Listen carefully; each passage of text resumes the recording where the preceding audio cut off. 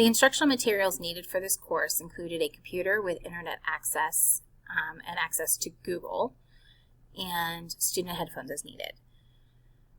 These instructional materials do contribute to the achievement of the stated course objectives, as they use these materials to meet the objective of giving and receiving feedback when creating an invitation using Google Docs, and giving and receiving feedback by sharing through comments on Google Docs. Guidance is strongly provided throughout the lesson, as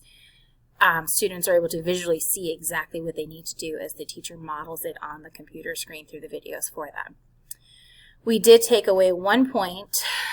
regarding instructional materials used as far as the variety,